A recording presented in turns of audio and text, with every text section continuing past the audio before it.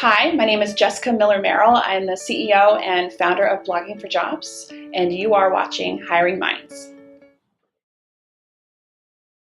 I started Blogging4Jobs in 2007 as a way to build relationships with job seekers and create a candidate pipeline for the company that I was working for. It was really specific sales and sales support divisions, and they're all over the United States. So it was hard to really nail down maybe a job fair or two to be able to get to know them. And our headcount would change really quickly. So Blogging4Jobs was a way to start that relationship and then funnel candidates and referrals through there. It's changed a lot. It's now focused on human resources and recruiting topics.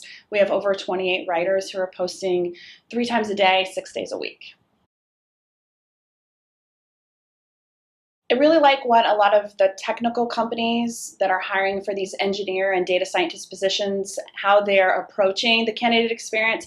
They're thinking about the long-term relationship with the candidate and kind of taking more of a hacker model where they're allowing them to participate in hackathons, get to know the company, get to know the culture before they formally apply or express interest in a job.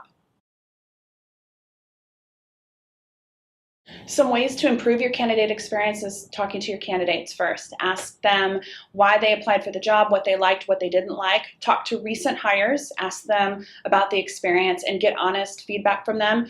Probably focus groups and then also a survey so that they can remain a little anonymous and then put together a plan from there.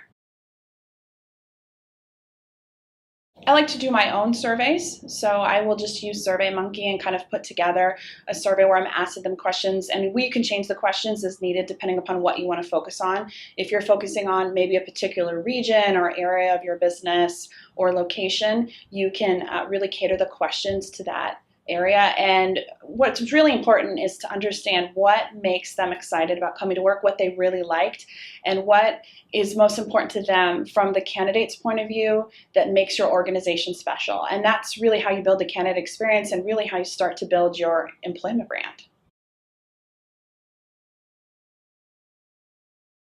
One of the things that I think is really exciting in the human resources and recruiting industry is how sourcing has grown. It's really exploded. It started out as more of a phone sourcing where you're calling into organizations, and now you have all this data from social media and all the social profiles that you have online. What's interesting is there's too much data now. There's too many tweets, too many updates, so it makes it really challenging to be able to find the right candidate, which is why sourcing is so important, because to really find a unique and qualified candidate is extremely hard because of all the noise on the internet. We had a big data week on Blogging4Jobs. It's a themed week where the writers focus on one topic, and together we just kind of communicate our different opinions and thoughts on that topic, which was big data. What I thought was interesting is there's a lot of misnomers around big data, and really when you look at the number of candidates that are applying at your company, it's not necessarily big data. Because when you're thinking of big data, you're thinking of billions or trillions, just ridiculous amounts of information. And if you're an organization that has 50,000 people that apply to your company every year, that's not really necessarily big data. But it's still important because we want to know where these candidates come from, who they are, the source, if they're qualified, what really speaks to them, and maybe what you need ongoing for your roles and as your organization grows. I see recruiting evolving some interesting ways. There's a really great article, although I don't necessarily agree with everything that was said in the Harvard Business Review, that made the case for separating human resources as far as like the administrative tasks from the more strategic tasks and having 2 sort of chief HR officers in these different roles. Recruiting is a not necessarily administrative function. It is something that takes a lot of planning and strategy. Certainly pushing your candidate through an applicant tracking system is administrative. But I see how recruiting and human resources are perceived by CEOs as important in the organization changing. It's going to be growing. I also see that companies are going to start thinking long term. Companies like Google are really looking at engaging engineers that are freshmen and sophomores or even high schoolers, and starting to build a relationship, mold them and shape them, and give them tangible suggestions on how they can improve so they can be better. It certainly helps for Google because everybody's talking about them, and companies and candidates will want to apply for these organizations, but it helps the bigger collective in that we have a larger candidate pool to pull from for all our job openings. It is so competitive in the technical side of things right now. The key to understanding engagement and what really speaks to a particular audience, I just take a lot of lead from marketing, and that starts with focus groups and surveys. I said this earlier, but I feel like you really can't guess on this. And so asking them directly, like, what's important, what works for you, they're going to provide insights, and they're going to be a lot more vested or interested in your organization because you're taking the time to talk to them. That's how we get a lot of blog post titles and engagements and webinar topics on Blogging for Jobs. We're asking questions, we're asking our end user, and they're more than willing to share. And when people share and they feel like you're taking those suggestions and building upon them and putting them into use, they get really excited and passionate about your company or whatever it is that you're doing, even if they're not necessarily directly a part of it.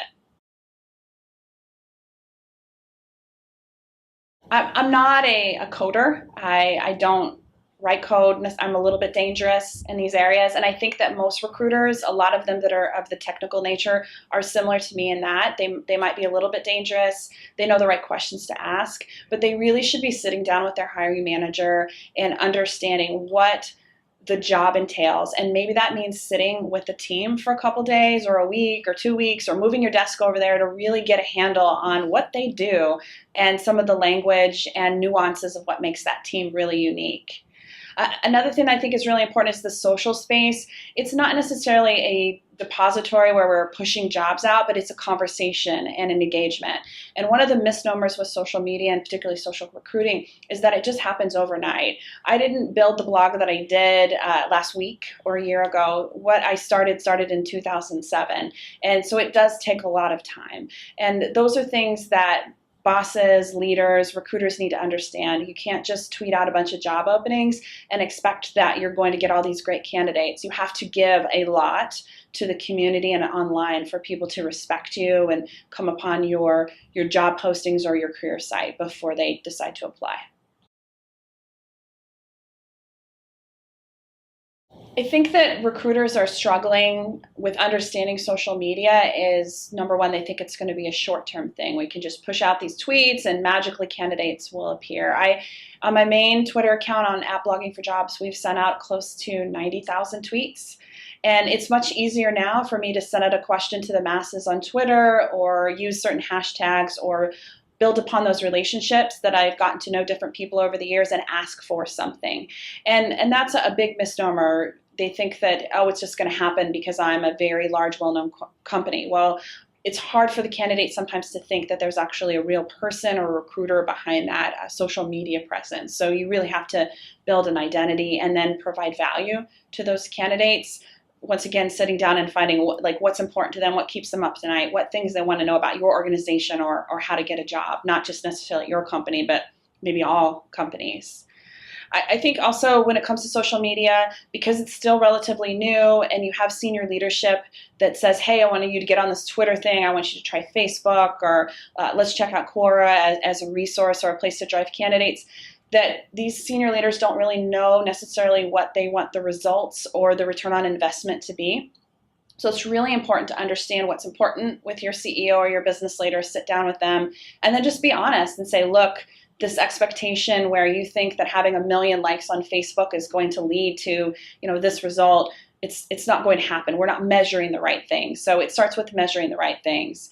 And that starts with maybe conversions from different social media sites, maybe looking at your retention from those sites. I liked to measure, if somebody was coming from Twitter, what my turnover was. And you don't necessarily measure turnover in 30 days. It is looking at 6 months, 12 months, 18 months. And that's the hard thing, I think, sometimes for bosses and senior leaders and recruiters to understand is, this is a long-term play. So you need to measure those numbers, coordinate them to what you're maybe already looking at, and then speak to it in a way that your business leaders understand. They don't want to hear about maybe cost per hire. They want to hear about how you have decrease turnover and increase revenue as a result of using maybe certain social media sites.